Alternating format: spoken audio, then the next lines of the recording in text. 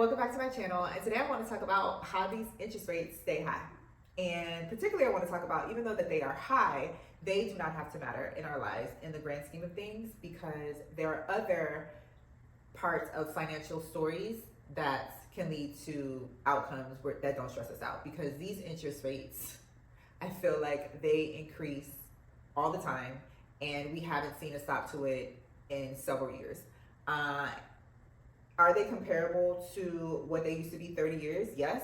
But that, for a lot of people, was not a time where we were financially responsible for anything. So to us, it's new, and it can be something that's scary if you aspire to have things of your own.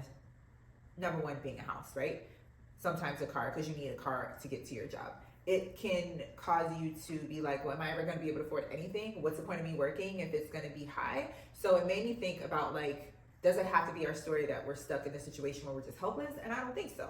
The number one reason why I don't think that we have to be hopeless in the situation is that having good financial behaviors, long term, I'm talking.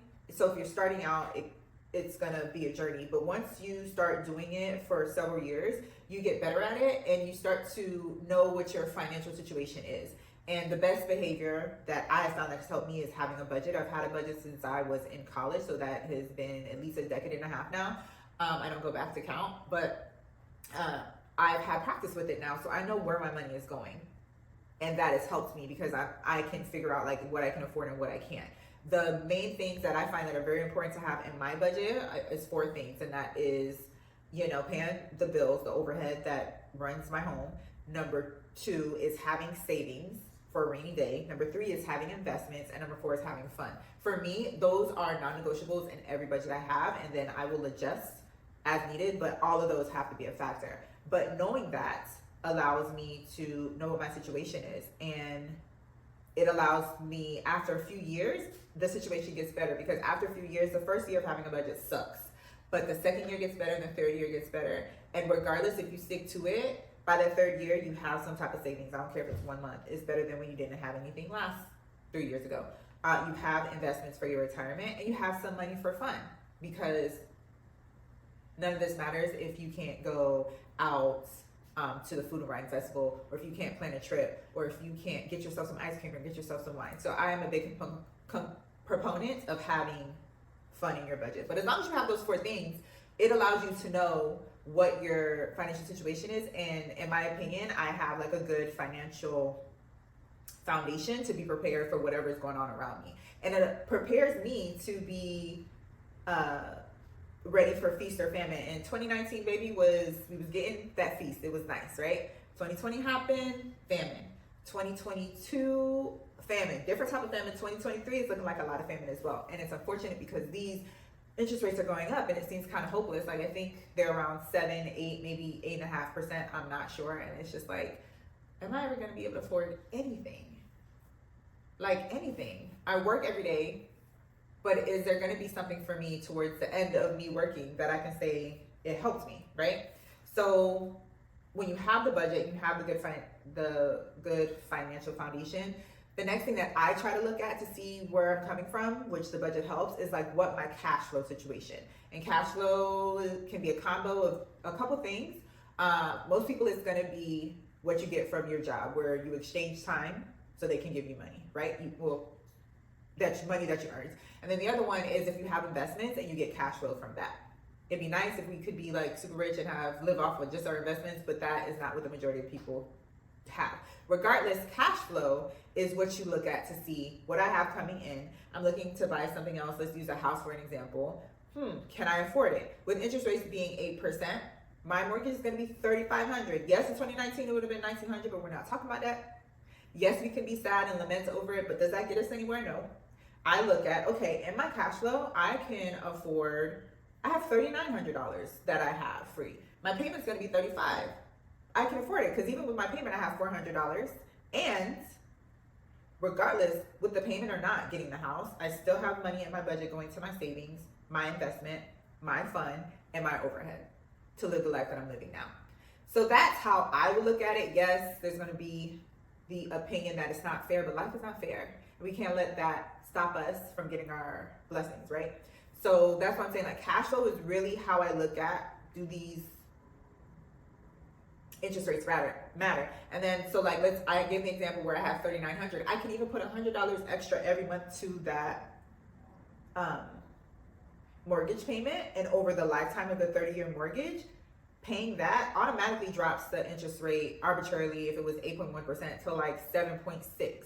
So these things only matter if you let them matter. And I just think sometimes the outside world tells us that they have to matter to you. And I'm like, who are you to like govern what I'm supposed to think about that matters most? I'm the person that needs to decide and adjudicate, does this matter to me or does that matter to me? So cash flow is probably king. And then the last thing that helps me to think about navigating this road of high interest rates and how I'm not going to let it matter in my life is adaptability. Adaptability can help me find value in anything, right? Like, yes, I want, for instance, I'm not in the market to buy a car right now, but I dream about it sometimes when I see the car that I'm interested in. And I'm like, okay, I would like to get that car if my endeavors far exceed what I thought and I have that extra money, right? But in the event, God forbid, something happens to my car, I could get a new car, but I might have to settle for the used car because it's in my budget, it's in my cash flow. Or I want a single family home. Y'all know that I want a single family home in a few years. But the single family home that I want is a 3-bedroom, 2-bathroom, 2-car garage, and a pool. The way those houses are priced right now, they are $700,000 to $800,000. In 2019, they were $400,000. I am not able to afford that at the moment. If I could, maybe I would pay for it, but then there's another part of me that's like, is it worth it? I don't know about that. That's a different video for a different day. But since I probably cannot afford that, I'm gonna have to get no garage, or maybe 1 garage, or a 2-bedroom, 2-bathroom, or even a 2-bedroom, 1-bathroom. Some people will say I'm crazy for getting a 2-bedroom, 1-bathroom home, but you know what? It's a home. It allows me to be by myself, have my own yard, and I can make it pretty, and I can afford it. Is it what I wanted? No, but I see the value in it because I'm buying an asset.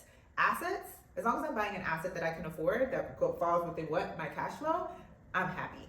So if you're adaptable, it kind of protects you against the outside world and the scary high interest rate thing. So I say all these things to say that, yes, the outside world is tricky, but if we're prepared and we govern ourselves accordingly, it's like they don't have to matter.